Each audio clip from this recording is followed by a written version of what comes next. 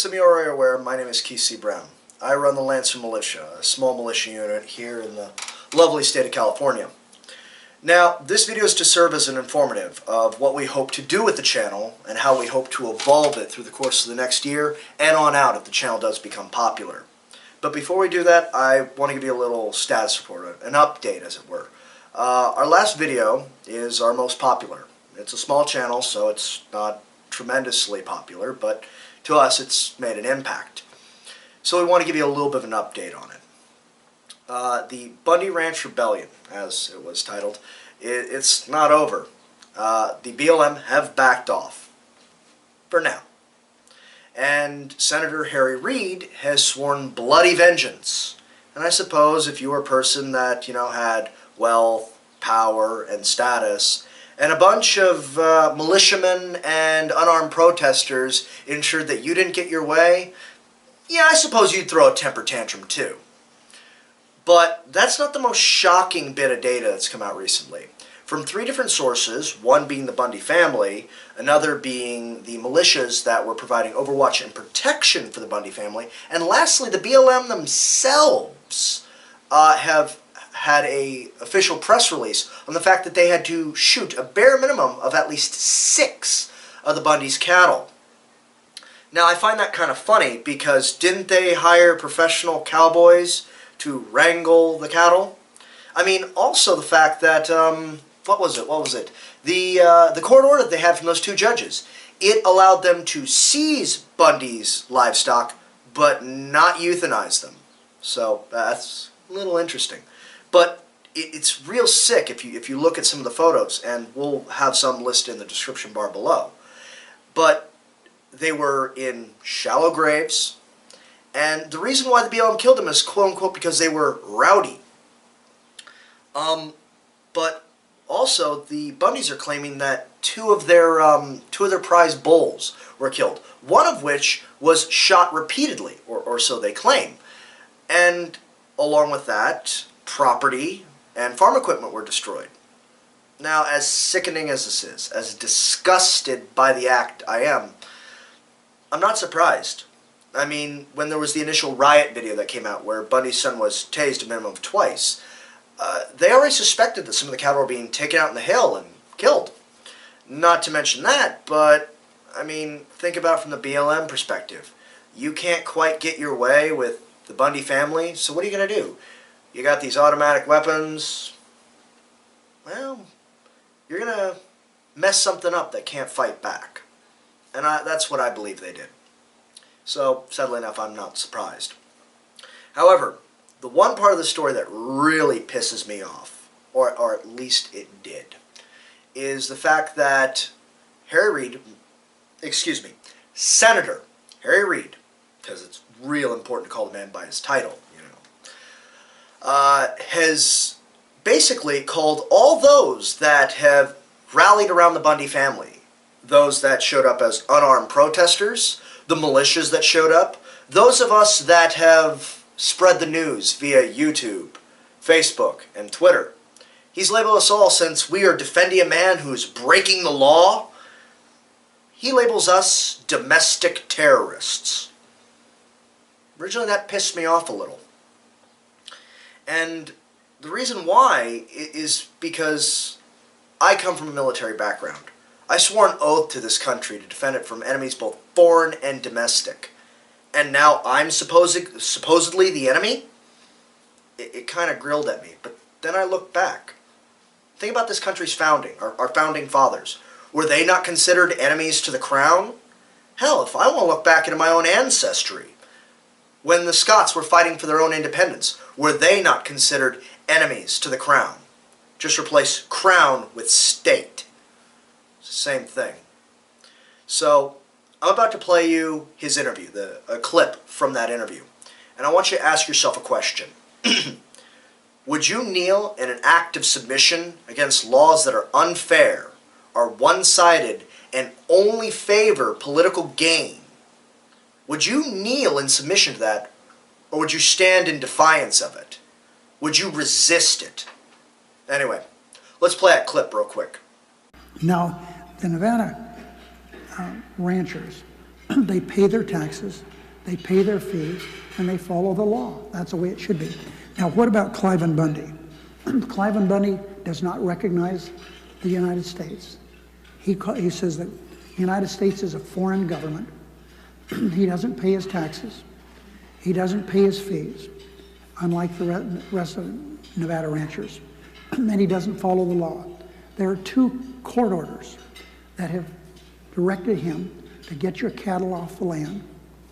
And one of them was one of the orders was written by Lloyd George, who's really one of the most thoughtful, considerate people in the country. He has exhausted his ability to go to court, but now he continues to thumb his nose at authority. I think that we have to put this in the proper perspective. I've spoken to Sheriff Gillespie in detail. I've spoken to the Attorney General, Eric Holder, in detail. I've spoken to James Comey, the head of the FBI, in detail. Talked to him yesterday. I've talked to the Secretary of Interior yesterday. And it's an issue that we cannot let go and just walk away from it. Keep in mind what happened up there. There were hundreds of people from around the country that came there. They had sniper rifles on the freeway. They had assault weapons. They had automatic weapons. And as one of the former sheriffs from Arizona said, and we had children and women lined up because if anybody got hurt, we wanted to make sure they got hurt first because we wanted the federal government hurting women and children. This is the deal, and it's not a good one. So these people who hold themselves out to be patriots are not. They're nothing more than domestic terrorists.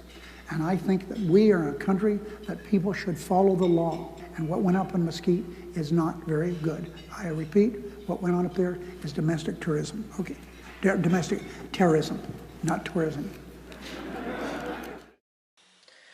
So let me ask you this, YouTube. No, even screw that. Let me ask you this, America. How does that make you feel? If you've watched this whole event unfold, even to the end, to the conclusion, where BLM backed off, the people that rode up on the BLM position were faced with men with guns and tactical apparel.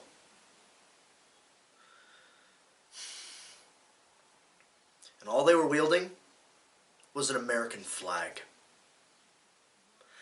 How does that make you feel? These people who have a level of reverence for this country, who love it so dearly that when they march forward, possibly onto death, thanks to some goon squad, the only thing they're carrying is an American flag and a camera to record it. These people are being called the enemy. These people who have such a love for this country. Some of these people are servicemen and women. And just like myself, they swore an oath to defend this country against enemies both foreign and domestic. And they're being called the enemy. They're standing up against a tyrannical action. They're standing up not for a paycheck, but for an ideal. An ideal as original as this country. The way it was founded for our protection. That was the way it was designed. Yet we've got people in positions of power doing backroom deals with their family and foreign companies, and including in-house lobbying. How much it costs to buy a president or a senator. These are the people that represent us. And he calls us domestic terrorists.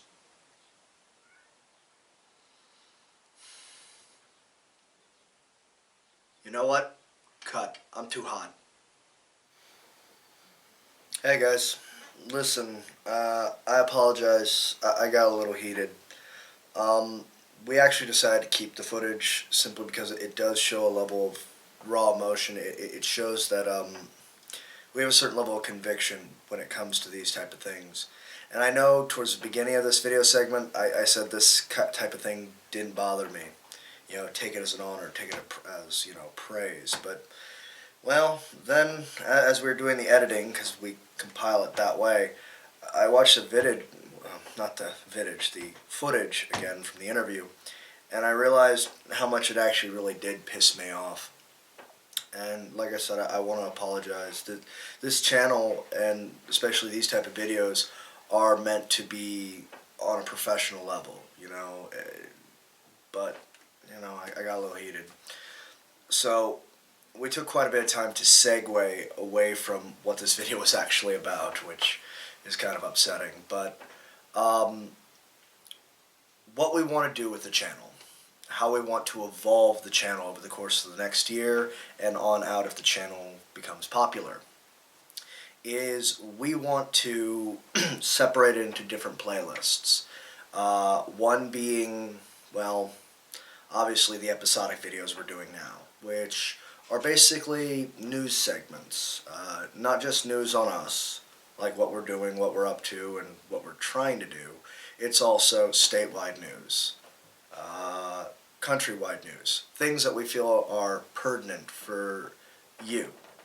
The next ones are discussion videos, and they'll be in a bracket of their own. Those videos are a way for us to have dialogue back and forth with you guys, so that way we can have those type of meaningful discussions. Unfortunately, nowadays, the M word, as it's called, is a dirty word, and it's been that way since the early 90s. And we want you guys to really start to get to know us, not just from putting rounds down range or doing this, but really getting to know us on a personal level. So with those videos, you post in the comments section what you want us to talk about, and it might be me up here, it might be somebody else who has a view on it. And like I said, we build a dialogue, a rapport back and forth with you, the community. The next ones are actually how-tos and gear reviews. Actually, now I think about that, it kind of rhymes. I like that. But what those videos are for is the fact that, let's face it, there's still a bit of an economic crunch. Nobody has limitless amounts of money to spend on this kind of stuff. So how-tos on how to effectively use what little money you have to, say, build something that works towards your application, or ensuring you don't spend the money on something that's just going to break a little while down the line. So these videos will encompass things like forge crafting, smart weapons purchases that you can modify that are still legal in your state and can work and do what you need them to do, and gear reviews on stuff that we've bought and that is working for us. It may require modifications here and there, but at the same time, they work. So that's the third one. And the final one, the fourth one, is way back in our first video, and it's been a reoccurring theme, is that we need to ingrain ourselves in our community. Not just our organization, but militias in general. We have to be a part of our community. And how do we do that? Well, honestly, it's real simple. Community service, volunteer work, helping our community grow stronger. And so that playlist will be directly involved in our community efforts, whether blood donations, food drives, whatever we choose to do to ingrain ourselves in our community. Sort of as a documentation of what we're doing, not to mention a way so that way we can pass along that information, so that way maybe you guys can come along and join in with us. So, once again, I apologize for segueing off the topic. And what do you think about our channel's evolution? If you have anything that you have any ideas for, just in the comment box down below, go ahead and spit something out. And well, go ahead and double tap that like button, and if you really like us, go ahead and snipe that subscribe button, alright? So listen, it's been a long night, so I'll talk to you guys later. Peace.